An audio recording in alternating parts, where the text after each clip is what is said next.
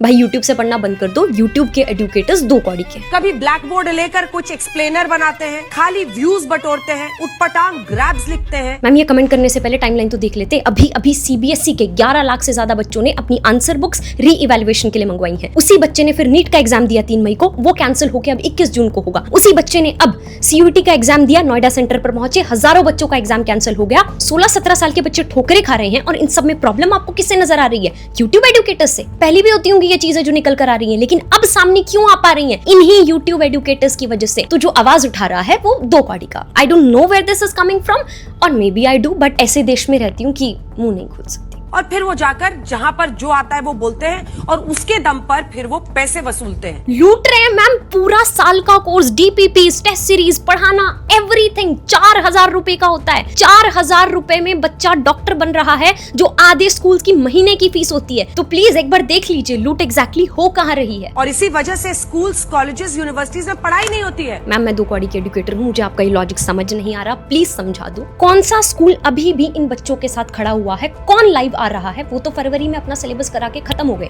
अब जब ये रीनीट का डिसीजन आया, कौन उनके साथ बैठ के उनको पढ़ा रहा है? कौन रोज लाइव क्लासेस ले रहा है? कौन उनको डीपीपीस दे रहा है? कौन उनके साथ हर रोज गूगल मीट पे बिठा के पढ़ा रहा है? यही यूट्यूब के एडुकेटर्स। मैम हम 10 मिनट लेट हो जाए ना यूट्यूब क्लास में गालियां पड़ने लगती है। मेरे 5 घंटे के सेशन में छोटी सी स्क्रिबलिंग मिस्टेक हो गई थी, उस पे बवाल मच गया था।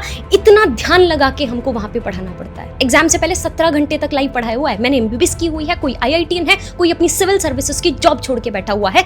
यही है वो दो कौड़ी के educators, star educators. By the way ma'am, let's just keep this between you and me, but मैंने सुना है कि आप भी एआईपीएमटी की तैयारी कर रहे थे। उस टाइम तो स्टार एडुकेटर्स भी नहीं थे, फिर क्यों नहीं हुआ यार आपका?